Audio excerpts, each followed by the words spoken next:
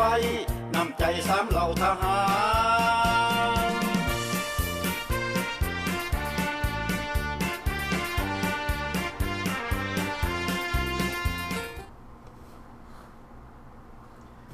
สบายดีพี่น้องชาวลาวทุกท่านพบกันในแรงวันประหัสวันที่9 กรกฎาคม 2026 ในเวลา 5 โมงที่สหรัฐอเมริกา รัฐแคลิฟอร์เนียเนาะพบกันในรายการคนหักชาติคนหักแผ่นดินข้อหมายก็คือว่าการเมืองเป็นต้นว่าพวกเขาเป็นคนที่หักชาติพวกเขาพร้อมที่จะลุกขึ้นแก้ไขปัญหาต่างๆที่มันเกิดขึ้นในประเทศลาวของพวกเขานับตั้งแต่ปี1975เป็นต้นมาแน่นอนพี่น้องทุกคนติดตามรายการซัมรัฐทหารกาหรือว่าเวลากับโมเมนต์ก็เพื่ออยากจะรู้ว่าการเคลื่อนไหวทางด้านการเมืองเฉพาะและแม่นในเวลากับโมเมนต์นี่เดินไปแบบใดไปหอดใส่แตกต่างกับพรรคการเมืองต่างๆแนวใดพี่น้องการถอนโฮมเรามันมีหลายวิธีในโลกเสรีมันจะมีหลายวิธีซึ่งเป็นวิธีภายในวิธีมันสามเหล่าทหารกล้าก็ใส่วิธีของสามเหล่าทหารกล้าเวลากับโมเมนต์ก็ใส่นโยบายโครงการ18ข้อการฮื้อฟื้นสนธิสัญญาเวียงจันทน์ลาวร่วมลาวในปี2571วันที่11กุมภาพันธ์ซึ่งเป็นสัญลักษณ์อันหนึ่งที่สามารถปีนแผ่นดินได้พี่น้องสามารถปีนระบอบได้อยู่ในสนธิสัญญาเนี่ยถ้าหากว่าเฮาบ่ใส่สนธิสัญญานี่ขึ้นมาเป็นตัวยื่นในการท่วงถามจากภายรัฐบาลที่ได้มาด้วยการยึดอำนาจคือพรรคคอมมิวนิสต์ในปัจจุบันนี้มันก็จะบ่มีวิธีอื่นที่จะแก้ไขปัญหาตัวนี้ได้สิ่งที่สามเหล่าทหารกล้าทำอยู่ในปัจจุบันนี้ก็เพื่ออยากจะแก้ไขปัญหาที่มันเกิดขึ้นกับพี่น้องชาวลาวนับตั้งแต่เขายึดอำนาจไปในวันที่2 ธันวาคม 2575จนถึงทุกวันนี้บ่ได้ถือแก้ไขและรัฐบาลที่ได้มาแบบยึดอำนาจก็บ่ได้ปฏิบัติตามคำสัญญาต่อพ่อแม่พี่น้องประชาชนคนลาวจึงเฮ็ดให้ลาวบ่สามารถร่วมตัวกันได้ลาวจึงพากันแตกสรุปผู้ภายออกมาจากประเทศลาวนับตั้งแต่1975วันที่2 ธันวาคมจนถึงปัจจุบันนี้คนลาวบ่สามารถจะพึ่งพาอาศัยรัฐบาลสปป.ลาวได้ขาดความเชื่อถือขาดความเชื่อมั่นคนลาวจึงพากันหอบลูกจูงหลานไปอาศัยต่างประเทศอยู่พี่น้องทุกวันนี้50 ปีเต็มๆแล้วที่คนลาวพยายามหนีออกจากประเทศไปใต้ดาบหน้าถ้าไปได้ใกล้เท่าใดก็ไปบอกเกรงกลัวกับปัญหาอุปสรรคใดๆทั้งสิ้นขอเพียงแต่ได้ออกจากประเทศเราไปดาบหน้านี่คือฟรีลาวกับบมันต้องการอยากแก้ไขที่พวกเขาทำกันมานี่10 กว่าปีมานี่ก็เพื่ออยากจะเปลี่ยนแปลงระบบการปกครองอยู่ในเราถ้าระบบคอมมิวนิสต์ยังคงอยู่ในประเทศเรามันก็บ่สามารถจะเปลี่ยนแปลงอย่างใดทั้งหมดจะไปเกี่ยวกอมเขาให้เขาปรับปรุงแก้ไขเป็นไปบ่ได้เพราะมันเป็นระบบของเขาฉะนั้นแล้วถ้าอยากเห็นมีการเปลี่ยนแปลงพวกเขาต้องมารวมกันในฟรีลาวกับบ่แม่นมารวมกันในวงการสามเหล่าทหารกล้าเพื่อเรียกร้องให้มีการฮื้อฟื้นสนธิสัญญาเวียงจันทน์ขึ้นมาแบบสันติวิธีพี่น้องเขาบ่ต้องการอยากจะสร้างความพุ่นแห้งเหมือนแต่ก่อนเขาเคยสู้รบตบตีกับพวกเขาเพื่อเรียกร้องให้มีการปฏิบัติตามสนธิสัญญาเวียงจันทน์โครงการ18ข้อใส่เวลา 11-12 ปีที่พวกเขาต่อสู้กับพวกรัฐบาลคอมมิวนิสต์หลังจากเขายึดอำนาจไปแล้วพี่น้องพ วกเขายอมแพ้บ่พวกเขาบ่ได้ยอมแพ้แต่พวกเขาสิ้นแผ่นดินอยู่พวกเขาบ่มีบ่อนเพิ่งพาอาศัยพวกเขาจะเป็นจะต้องได้วางมือแล้วก็เดินหน้าเมื่อมีเวลาก็กลับมาใหม่แต่การต่อสู้บ่มีวันสิ้นสุดพี่น้องบ่มีวันสิ้นสุดเมื่อไรประเทศลาวบ่ได้ถูกปรับปรุงและแก้ไขอิงใส่ตามโครงการ18ข้อเมื่อนั้นการต่อสู้จะบ่มียุดลงจะบ่ได้ยุดลง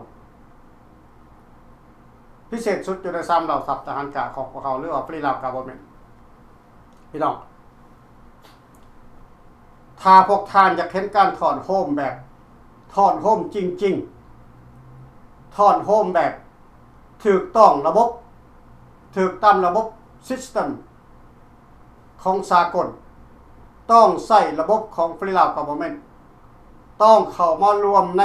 รัฐบาลฟรีลาวกะบ่แม่น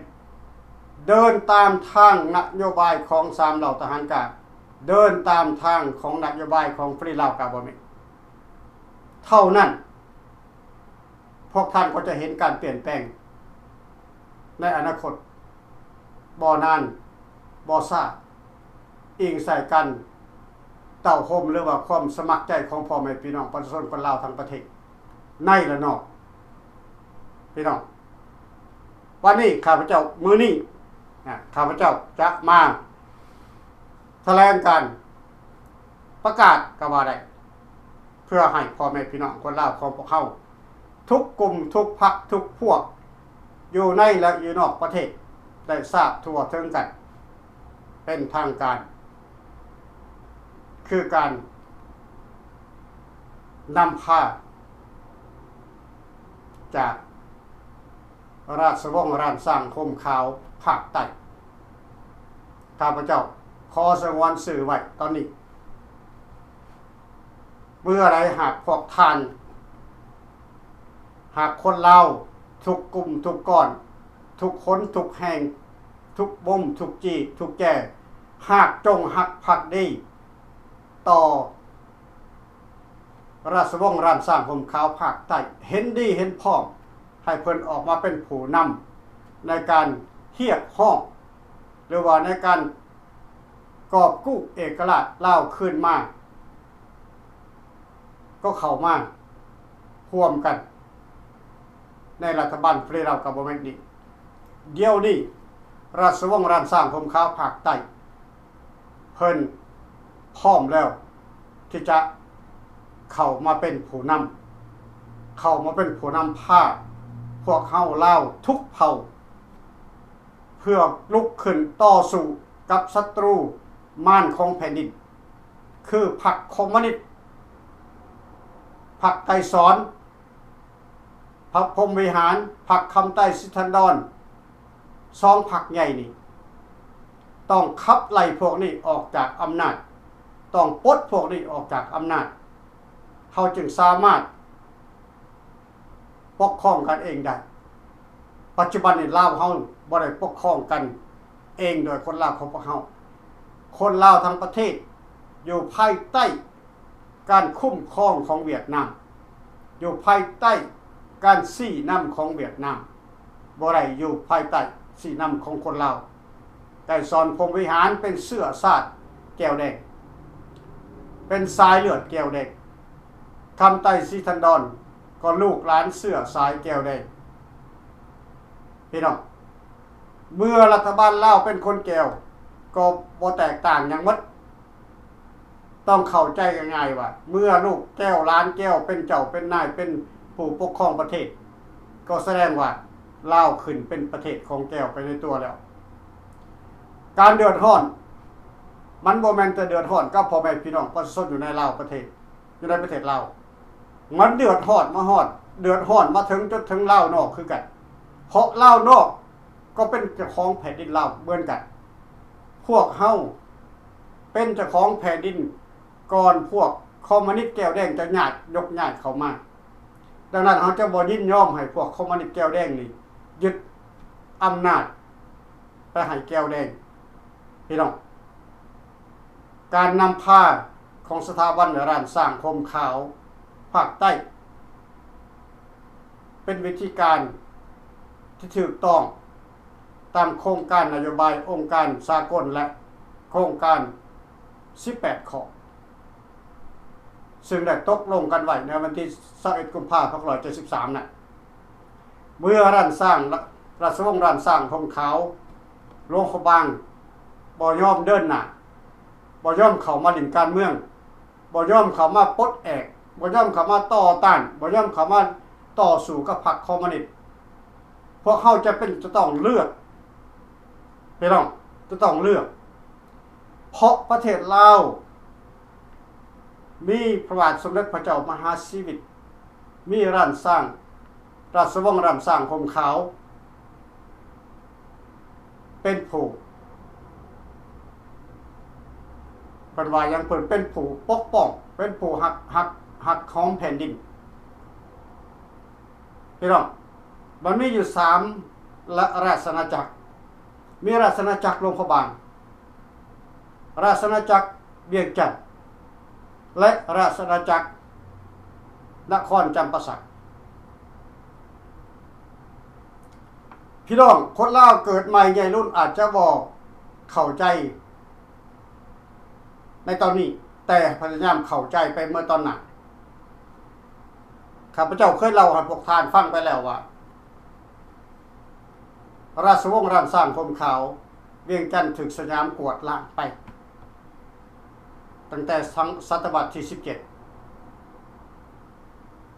บ่มีราชวงศ์เวียงจันทน์ยุบไปจนวัดเปลี่ยนแปลงนามสกุลไปให้วัดถ้าบ่นั้นสยามอัตขาดที่หมดถ้าไปเป็นเสื้อสายราชวงศ์เวียงจันทน์ต่อมาฝรั่งเศสก็ยังเหลืออยู่แต่ราชวงศ์หลวงพระบางกับราชวงศ์นครจำปาสักราชวงศ์นครหลวงพระบางและราชวงศ์นครจำปาสักก็ยังเหลือแต่2ราชวงศ์นี้หลังจากฝรั่งได้ปลดแอกความเป็นขาทาสของแก้วแล้วลาวเฮาเคยเป็นหัวมันขึ้นของแก้วครั้งหนึ่งในสมัยฝรั่งเข้ามาปกครองพี่น้องพวกท่านต้องเข้าใจว่าลาวเคยเป็นหัวเมืองขึ้นของแก้วยุคหนึ่งก่อนฝรั่งจะออกจากประเทศลาวแต่บ่ได้เขียนไว้ในประวัติศาสตร์บ่มีศาสตราจารย์เขียนเมียนแต่เฮาต้องเห็นต้องเฮียนฮู้เบิ่งว่าฝรั่งเป็นหยังที่เฮ็ดเปิดซุกกับแก้วแดงแทนที่ว่าฝรั่งจะต้องถอนตัวออกจากลาวแบบเงียบๆก็ได้แต่ฝรั่งเห็นแล้วว่าถ้าฝรั่งบ่ต่อสู้กับแก้วเวียดนามเหนือแก้วก็จะยึดประเทศลาวโดยบ่มีเงื่อนไขยังหมดเพราะลาวบ่มีอำนาจจะไปตอบโต้ต่อสู้กับพรรคคอมมิวนิสต์แก้วแดงลาวเกิดมาหลายพันปีแผ่นดินลาวอาณาจักรหลานสร้างกว้างขวางไว้ได้เมื่อก่อนฝรั่งจึงได้ปั้นเขตแดนให้ลาวได้มีประเทศอยู่พี่น้องฝรั่งก็ได้ถอนตัวออกจากประเทศลาวให้รัฐบาลลาวให้ลาวปกครองกันเองโดยแต่งตั้งราชวงศ์รัฐสร้างนครหลวงพระบางขึ้นมาเป็นพระเจ้าแผ่นดินและก็แต่งตั้งพระเจ้าแผ่นดินแต่งตั้งให้ราชวงศ์รัฐสร้างจำปาสักเป็นผู้ตรวจตาแผ่นดินฐานะเท่าเทียมกันพี่น้องเท่าเทียมกันพระเจ้าแผ่นดินคือผู้ที่มีอำนาจสูงสุดในการตัดสินใจในเมื่อก่อน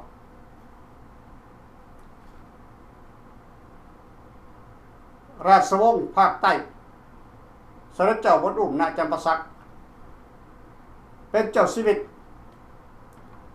ตัวต้าแผ่นดินพี่น้องคือการรักษาความปลอดภัยทั้งประเทศ รักษาเขตแดนในประเทศเรามันขึ้นกับเพิ่นแกเพื่อความสงบสุขของชาติเพื่อบ่อยากให้มีศัตรูเข้ามาแทรกแซงหลังจากเรานะครับเอกราชแล้ว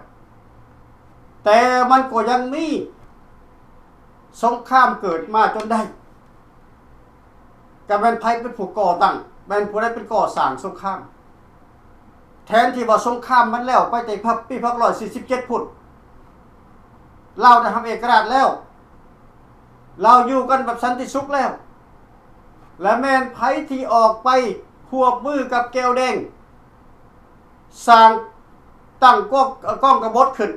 ตั้งหน่วยกบฏศาสตร์ขึ้นพุกห้านประเทศลาวมา30ปีแม่นไผพวกท่านคิดบ้างและภาคใต้เป็นผู้ปกป้องแผ่นดินลาว30ปีนับแต่ราษฎรนับแต่ทหารนับแต่ราชวงศ์พากันช่วยกันปกป้องพื้นแผ่นดินลาว30ปีพี่น้องตายกันบ่แม่นว่าน้อยๆเป็นหมื่นเป็นแสนคนตายอันนี้คือความดีของลาวภาคใต้บ่ได้ยกย่องตัวเองพวกท่านไปเบิ่งในประวัติศาสตร์โลกได้สงคราม30ปีสุภาพวงศ์ออกเป็นกบฏเข้ามาเพื่อคัดแย่งอำนาจเพื่อซิ่งแย่งเพื่อแย่งซิ่งอำนาจสุดท้ายมาบ่ได้อำนาจทั้งหมดก็ถือไก่สอนฆ่าตายทั้งอ้ายทั้งน้องทุกวันนี้ราชวงศ์ล้านสร้างห่มขาวนครหลวงพระบางบ่มีไผกล้าออกมายืนตัวบ่มีไผกล้าออกมายืนตัวประกาศเป็นศัตรูต้องไปตรงมากับไกรสอนต้องไปตรงมากับคำตัดบ่มีเฮ็ดให้ประเทศลาวของพวกเขานี่ตกอยู่ภายใต้การควบงำของรัฐบาลหุ่นแก้วแดงมาเป็น50ปีแล้วพวกรัฐบาลหุ่นแก้วแดงมันขายทุกสิ่งทุกอย่างที่เป็นของชาติขายทั้งแผ่นดินขายทั้งทรัพย์สินของแผ่นดินขายทั้งทรัพย์สินของพ่อแม่พี่น้องประชาชนขายทุกอย่างที่มันต้องการจะขายแล้วมันก็ออกมาว่ามันบ่มีเงิน50ปีแล้วมันยังบ่มีเงินโรงไฟฟ้ามี100กว่าโรงไฟฟ้ามันยังว่ามันบ่มีเงินพี่น้องเขื่อนมี100กว่าเขื่อนขายไฟฟ้ากันอยู่อย่างมื้ออย่างวันมันก็ว่ามันบ่มีเงินมันขายคำขายทองแดงขายทุกอย่างวัตถุขายดินดอนตอนยาให้จีนแดง99ปีมันก็ยังว่ามันบ่มีเงินพี่น้องสิคิดว่าจังได๋ปล่อยให้ประชาชนคนลาวทั้งชาติกัดก้อนเกลือกินพี่น้องคิดเบิ่งพวกข้าพเจ้าเฮ็ดพวกข้าพเจ้าทำนี่บ่แม่นเฮ็ดเพื่อพวกข้าพเจ้าบ่ได้เฮ็ดเพื่อผู้ใดผู้หนึ่งสถาบันร้านสร้างของข่าวราชวงศ์ภาคใต้เพิ่นเข้ามาเพิ่นจะเข้ามาเป็นผู้นำในคดีการฮื้อฟื้นท่วงถามเรื่องสนธิสัญญาเวียงจันทน์เท่านั้นอย่าคู่ว่าสัญญานั้นมันยังมีความหมายอยู่บ่พวกเขาเป็นเจ้าของสัญญาเขาอยากได้คำตอบจากรัฐบาลสปป.ลาวว่ามันยังมีความสำคัญอยู่บ่ ขอโทษเรื่องสนธิสัญญาที่ได้เส้นกันเนี่ยเพราะราชวงศ์ภาคใต้เพิ่นก็มีลายเส้นอยู่ในหันคือกันพี่น้องเพิ่นก็ต้องออกมาทวงถามคือกันถ้ามันยังมี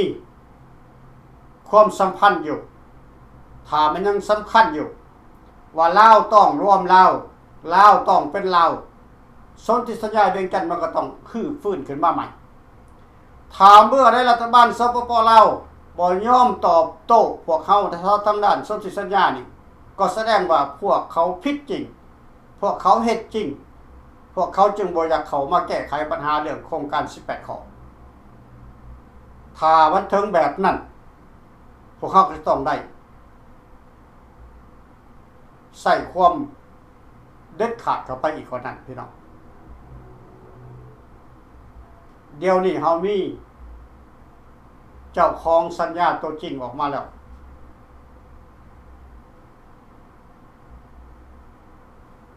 พี่น้องถ้าพวกท่านอยากจะเห็นการเปลี่ยนแปลงพวกท่านก็ควรจะรู้แล้วว่าทางเดียวเท่านั้นที่จะเป็นผลได้ก็คือการเข้าร่วมรัฐบาลฟรีลาวกับบ่แม่นพากันจดสื่อจดเสียงเข้ามาผ่านออนไลน์เข้าทางอีเมลส่งสื่อส่งเสียงเข้ามาพี่น้องกดไลค์กดแชร์ส่งกันไปเว้าต่อกันไปให้มันเห็นอยู่ในหน้าจอนี่เป็นล้านคอมเมนต์เป็นล้านรีวิวขึ้นมาอันนี้ข้าพเจ้าจังเห็นแต่5-6วิวพากันเขียนกับผู้เก่านั่นแหละเขียนน่ะบ่เห็นหน้าใหม่เขามาเขียนจักเทื่อเห็นบ่พี่น้องพวกท่านจะมาให้ความผิดกับพวกเฮาบ่ถูกต้องเพราะทุกอย่างมันต้องขึ้นกับประชาชนผู้นำก็คือผู้มีแนวคิดและปัญญาผู้มีความสามารถที่จะนำพาให้มีการเปลี่ยนแปลงแต่ขาดผู้ติดตามมันก็บ่เวิร์กทุกอย่างมันขึ้นกับพ่อแม่พี่น้องประชาชนคนลาวของพวกเขาให้เข้าใจพี่น้องขออนุญาตทับใจโอเคสบายดีท่านนายพงศ์สบายดีสบายดีท่านดร.ประเดชสบายดีเจ้าเจ้าขอบโค้งไปเดินคุยเด้อการ2-3 อาทิตย์ผ่านมานี่ก็บ่ได้พบพ้อกันเนาะกับธุระที่จำเป็นเนาะเจ้าก็ได้แต่เนาะทุกสิ่งทุกอย่างก็ต้องทำมาหากินก็ขอขอบใจท่านดร.ประเดชที่ออกมามื้อนี้จับรายการแล้วก็ตามเรียกตามงานกับขอทักทายสบายดีทุกพี่น้องที่คนลงภาคเป็นทั้งหลายอยู่ทั่วทุกมุมโลกที่สนับรับฟังอยู่3เราทหารจากที่ท่านดร.ประเดชในขบวนการเป็นเรา9โมงเย็นหรือว่า3เราทหารกล้านั้นจะบ่ได้หนีไปใส่พวกในพี่น้องแต่ยังต่อสู้กันมา10 กว่าปีแล้วแต่ยังบ่ได้หนีไปใส่พวกพี่น้องให้มั่นใจในการออกมาต่อสู้ท่านดร.ประเดชเพิ่นก็ได้ตั้งบอกก่อเพิ่นก็ได้ออกมาแล้วเพิ่นก็ได้อธิบายให้พวกพี่น้องฟังแล้วผมจะเข้าใจพี่น้องว่าเฮามีคนหวังแนวใดเฮามีนโยบายในการต่อสู้ที่ผ่านมา10 กว่าปีเพิ่นได้เห็นอย่างใดนั่นพวกพี่น้องจะเข้าใจว่าหลายก็จังหวัดแล้วผมขอพบกรุณาเพื่อเป็นกำลังใจให้พ่อแม่พี่น้องกันกดไลค์กดแชร์คือเป็นว่าแล้วคนละแชร์กันไปพ่อแม่พี่น้องนั่นคือการต่อสู้ด้วยพ่อแม่พี่น้องบ่แม่นกดแชร์แล้วเป็นบ่มีความหมายอย่างใดพ่อแม่พี่น้องนี่คือการเสียงสนับสนุนนั่นเป็นบ่ให้พ่อแม่พี่น้องได้ดร.ปรีถูกต้องสำคัญที่สุดในการกดไลค์กดแชร์คือการต่อสู้เสียงสนับสนุนทุกสิ่งทุกอย่างนั่นการหาเสียงนี่คือการมันก็ต้องมีเสียงสนับสนุนมันจะค่อยไปได้เด้พ่อแม่พี่น้องถูกต้องดาวเฮาน่ะ 2-3 ล้านแล้วป่านนี้ออกในโลกทั่วประเทศทั่วโลกแล้วควรจะเข้าร่วมกันปองดองกันสามัคคีสร้างได้แล้วพ่อแม่พี่น้องเห็นบ่ปัจจุบันนี้โลกเดือดร้อนรัสเซียโซเวียตก็ใกล้จะล่มสลายแล้วธุรกิจจีนของจีนก็จะล่มสลายแล้วพ่อแม่พี่น้องนั่นแหละโลกคอมมิวนิสต์เขาใกล้จะจบใกล้จะสิ้นทุกอย่างข้าพเจ้าก็เคยอธิบายไว้ว่าเรา2-3 ปีอย่างไรว่าทุกชิ้นทุกอย่างมันเกิดขึ้นเมื่อเวลามันเกิดขึ้นเราก็ต้องหนีเราก็ต้องพายไปตามเรื่องตามราวมันตามนโยบายมันตามเหตุการณ์ของโลกเมื่อสิ่งใดสิ่งหนึ่งแล้วเกิดขึ้นมาแล้วเมื่อถึงเวลามันก็ต้องล่มไปมันก็ต้องดับไปมันจะบ่ยืนยาวอยู่ตลอดชีวิตพ่อแม่พี่น้องบ่ได้ยังยืนยงไปได้ตลอดชีวิตตั้งขึ้นอยู่แล้วมันก็ต้องดับไปถึงเวลามันพ่อแม่พี่น้องว่าจะเปลี่ยนมันก็ต้องได้เปลี่ยนพ่อแม่พี่น้องเพราะฉะนั้นมันจะเป็นโอกาสดีถ้าหากพ่อแม่พี่น้องติดตามข่าวโลกข่าวสารต่างๆที่โลกนี่เดือดร้อนที่สุดในด้านสงคราม ระหว่างอิสราเอลกับอิรักอิหร่านก็แล้วแต่สงครามตะวันออกจากสหรัฐก็แล้วแต่เศรษฐกิจก็แล้วแต่นี่แหละพ่อพี่น้องเขาว่าอเมริกาจะเปลี่ยนสภาพการโลกจะเปลี่ยนระบบโลกไปนะพ่อพี่น้องจะจัดระเบียบโลกใหม่มันถูกต้องแล้วมันจะค่อยเป็นค่อยไปในระยะสงครามในระยะประเทศชาติมันยังอยู่ในพรรควิพากษ์วิจารณ์นี้ขอให้พ่อพี่น้องนะครับเขาว่าเสียงสนับสนุนในปีล่าดับเบิลแม่หรือว่าสามเราทหารจ้างของเรานั้นต่อสู้ต่อขานต่อเอาสิทธิต่อเอาบ้านเมืองเขาทับคืนมาได้ด้านกันสัญญาอนุสัญญา11ข้อนั่นและแต่ข่าวดีคือท่านปริพันธ์จะได้ออกมา2-3รายการวัน2-3ที่ผ่านมานี้เพิ่นจะได้แก้ไขพ่อพี่น้องเข้าใจแล้วว่าเขาจะมีผู้นำผู้รักผู้ใหญ่ผู้สัมพันธ์คนที่ออกมาเป็นสร้างข้าวหน้าของเขาเป็นนำหน้าของเขาอีกพ่อพี่น้องนั่นจะคือเสียงสนับสนุนนั่นจะคือผู้รักผู้ใหญ่รุ่นเขามาหาแต่ละเพราะฉะนั้นเขาผู้น้อยเนี่ยครับต้องเข้าหากันปองรวมกันสามัคคีกันบ่พักไหนก็แล้วแต่ทำเจ้าของปากให้ทุกภาคการเมืองนู่ทั่วโลกเลยไอ้พื้นหูพื้นตาลูกหลานเขาอยู่นั้นตามประเทศอยู่ประเทศไทยอยู่ประเทศลาวก็แล้วแต่คงจะ80-90%แล้วผมแยกตาสมาธิหลายแล้วของพี่น้องเพราะฉะนั้นเวลาอย่างไรมันผ่านไปเวลามีคุณค่าเขาเสียเวลาก็50 ปีในบ้านเนี่ยเขาถือเยี่ยมยำทำร้ายของพี่น้องถือคำว่าคุ้มก็เยอะเอาคำถือคำว่าเยอะเอาทรัพย์สมบัติทรัพยากรลงใต้ดินเกิดแผ่นดินถล่มลูกหลานเขาก็แตกว่าเป็นองค์ยมอยู่เป็น3 ล้าน 4 ล้านตามบริพระเจ้ามีอย่างเกือบ50 ปีแล้วผมไปนอกบ้านคน50 กว่าปีจนเสียชีวิตไปแล้วบ้านเมืองเขาก็ยังไม่ได้จับคืนที่แต่เก็บแต่แก้วเขามาทำร้ายประเทศชาติบ้านเมืองเพราะฉะนั้นเขาจะร่วมกันสามัคคีกันกล่อมรองชาติจะไล่พวกเก็บพวกจีบพวกแก้วนี่ที่มันต้องผิดสัญญาดูสัญญาที่มันก็ล่มสถาบันกษัตริย์ตรงนี้พ่อแม่พี่น้องไม่ใช่คนผิดมาก่อนตรงนี้พ่อแม่พี่น้องมันผิดจุดเด่นสำหรับเขาลุกขึ้นซอยแจกสนับสนุนรถไล่รถแช่เข้ามาจะหาชาวเราทหารญาติปีเราทำโมเมนต์นี้เขาโหวตซอยกันเขาออกเสียงซอยกันต้องมาสนับสนุนซอยกันนี่แหละเอามาตัวออกสัญญาที่8 ข้อของเขาดูสัญญาได้กลับคืนที่เขาพ้นลงวันที่2 ธันวาคมเนี่ยเขาเปลี่ยนระบอบเป็นสาธารณรัฐประชาธิปไตยประชาชนลาวนั่นนี่แหละพอพี่น้องเขาเปลี่ยนเป็นคอมมิวนิสต์ไม่ยึดเอาเทคนิคของเขานี่แหละพอพี่น้องมันตัดไม่ทำลายป่ายึดเอาทรัพย์สมบัตินี่แหละพอพี่น้องเขามีสิทธิ์เขาจะลุกขึ้นมาใช้สิทธิของเขาในนามดังว่าเขาเป็นคนลาวเขาเป็นเจ้าของประเทศที่ต้องตามกฎหมายพอพี่น้องข้าพเจ้าจะขอฝากสั่งให้พวกพี่น้องทุกเราทุกเขาอยู่ทั่วทุกมุมโลกนี้ลุกขึ้นมาอุ้มกันเข้ามาซอยกันเข้ามากดไลค์กดแชร์แล้วเข้ามาเป็นอันนึงอันเดียวลาคือเราเดียวกันพวกพี่น้องขอขอบคุณขอบใจทางกองพี่น้องที่รับชมรับฟังอย่าลืมกดแชร์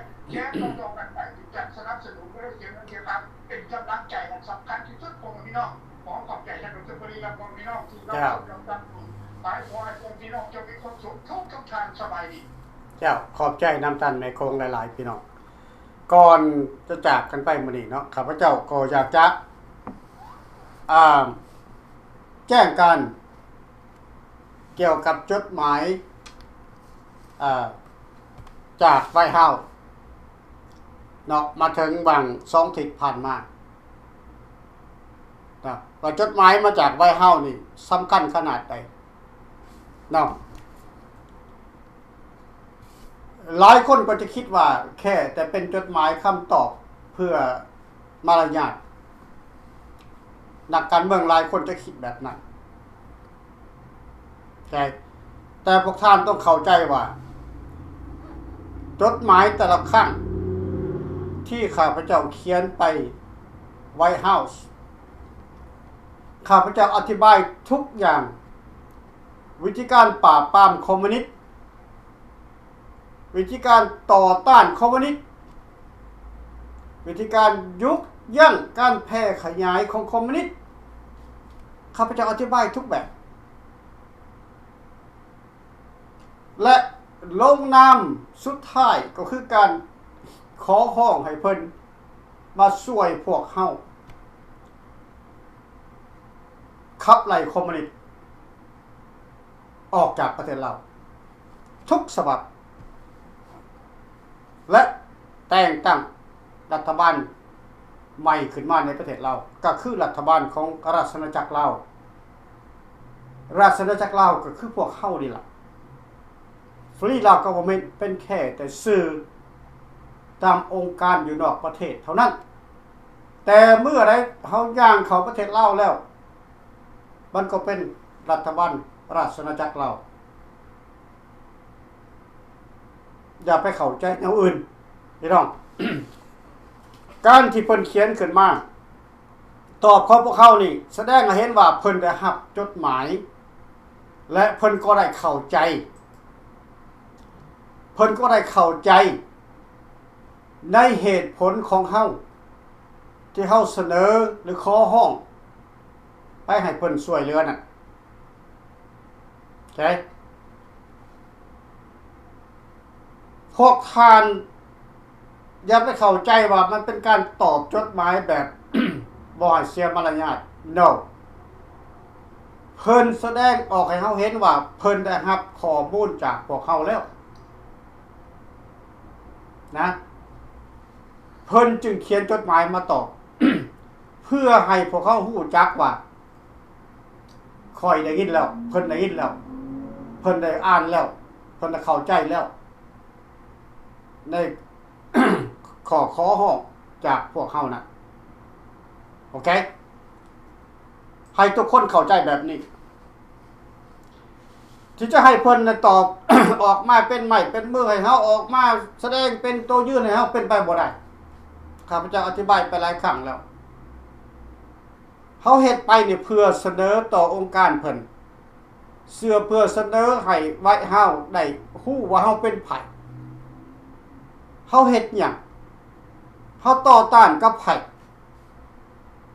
จุดสำคัญที่เฮาอยากได้คือหยังเขาบอกให้เพิ่นรู้จักในเมื่อเพิ่นอ่านแล้วเพิ่นก็ตอบมาโอเค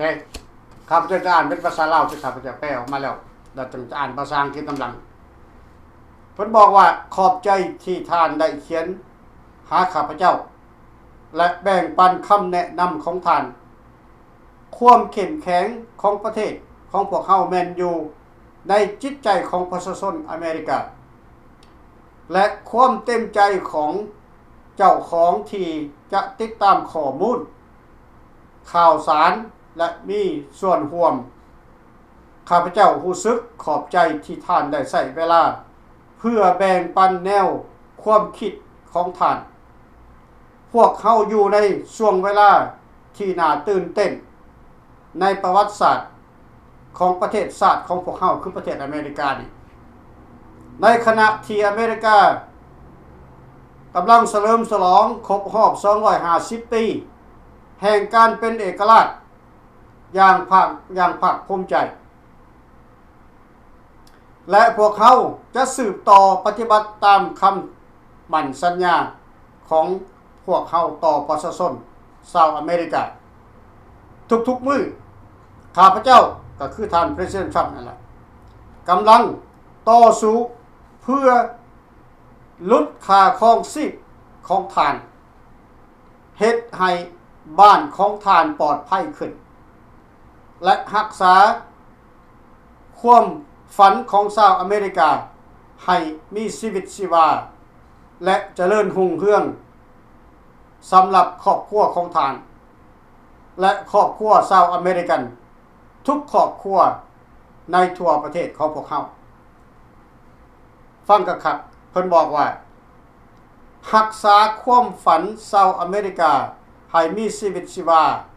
และเจริญรุ่งเรืองแท้สำหรับครอบครัวของท่านและครอบครัวอเมริกาครอบครัวของท่านแม่นไผก็มันเฮานี่แหละเพิ่นเว้าได้ขนาดนี้แล้วเฮาก็เข้าใจเอาเองเฮาโอเคขอต้นเริ่มต้นขอบใจที่ท่านได้เขียนมาหาข้าพเจ้าเพื่อแบ่งปันคำแนะนำของท่านคำแนะนำของข้าพเจ้านี่ล่ะโอเคความเข้มแข็งของประเทศพวกเฮาแม่นอยู่นำประชาชนขึ้นกับประชาชนข้าพเจ้าจึงย้ำตลอดว่าก่อนลาวจะเปลี่ยนแปลงระบบการปกครองได้เพื่อก่อนลาวจะขับไล่พวกคอมมิวนิสต์ออกจากประเทศลาวหรือว่าขับไล่หรือว่าปลดอำนาจของพรรคคอมมิวนิสต์ออกจากประเทศลาวมันก็ขึ้นกับประชาชน เพิ่นบอกจังซี่ความเข้มแข็งของประเทศชาติของพวกเขาแม่นขึ้นอยู่น้ำใจของประชาชนชาวอเมริกาลาวก็คือกันความมั่นคงเข้มแข็งของชาติก็ขึ้นกับน้ำใจของประชาชนลาวพี่น้องคิดคำตอบของเพิ่นบ่แม่นว่าคำตอบเพื่อแสดงมารยาท no มันบ่แม่นพี่น้องให้เข้าใจโอเคและความเต็มใจที่ติดตามข้อมูลโอเคข่าวสารและมีส่วนร่วมเห็นบอกพี่น้องคำตอบของท่าน President มันบ่เป็นตอบมาเพื่อแสดงมารยาท no พวกท่านบ่เข้าใจความหมายของมันถ้าพวกท่านเข้าใจความหมายพวกท่านจะรู้ว่าความเว้ามันแปลออกมาเป็นภาษามาแปลออกมาเป็นความเข้าใจเพื่อให้เฮาได้เข้าใจในความปรารถนาดีกับเฮาโอเคข้าพเจ้ารู้สึกขอบใจที่ท่านใส่เวลาแบ่งปันแนวความคิดของท่านโอเคพวกท่านคิดว่าคำเว้าคำนี้เนี่ยมันจะหลุดออกมาจากปากของ President เนี่ยมาถึงเฮาได้พี่น้องคิดคักๆคิดให้ดีๆโอเคฉะนั้นแล้วอย่าไปคิดทหารกล้านี่ได้มาทุกฉบับปีหนึ่ง2ฉบับเพราะว่าปีหนึ่งเขียน2ครั้งแล้วก็ไปหลายประเทศอีกแต่ยังบ่ได้รับจากต่างประเทศเพียงพี่น้องยังบ่ได้รับจากต่างประเทศต่างประเทศติดสากลในปีหนึ่งจะได้รับคำตอบตัวหนึ่งแต่เพราะว่ามันเป็นองค์ประเทศใหญ่เดี๋ยวมีหลายประเทศเข้ามานี่คือจดหมายตัวจริงพี่น้องแล้ววันที่จูน23 2026กับแบนเดือน6วันที่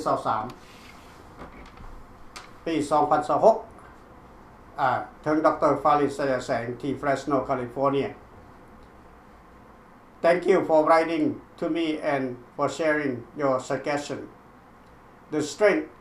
of our country lie in the spirit of American people and their willingness to stay informed and get involved. I appreciate you taking the time to share your idea. We are in an exciting time in our nation's history as America proudly celebrates 250 glorious years of independence, and we will continue making good on our promises to the American people. Every day, I am fighting to lower your cost of living, make your neighborhood safer, and keep the American dream alive and flourishing for your family and every American family across the country. The golden age of America is finally upon us ขึ้นกับพวกเขาเอง and we are only getting started. May God bless you and your family. ลบท้ายมันงามที่สุดพี่น้อง May God bless you and your family. It's not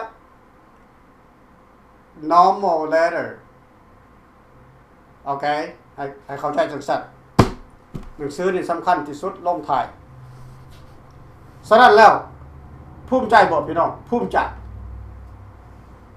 ข้าพเจ้าภูมิใจโอเคที่ทุกครั้งที่เฮา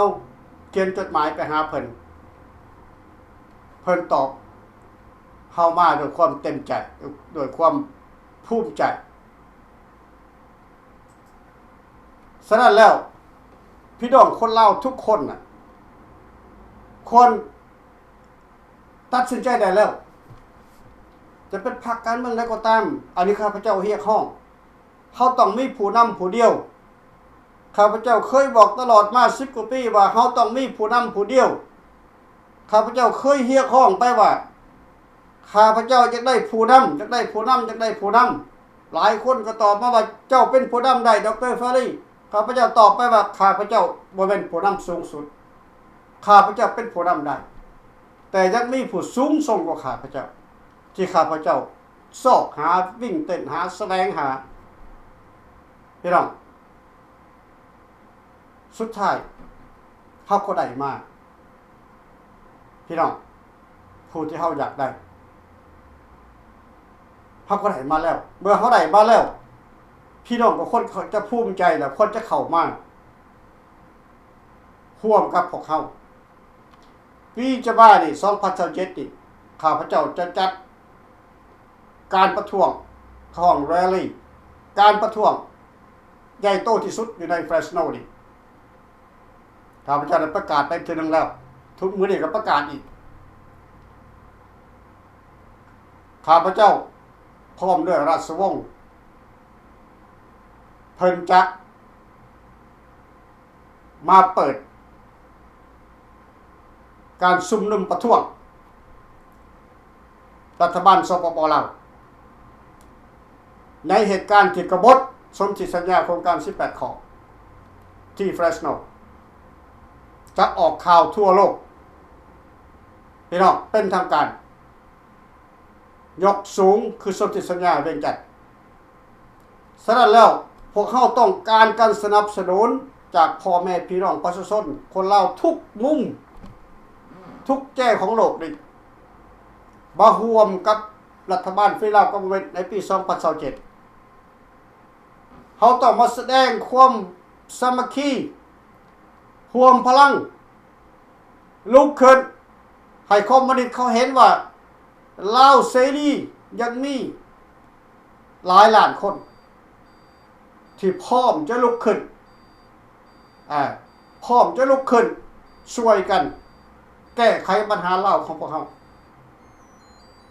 บ่ให้แก้วกืนกินประเทศลาวของพวกเขา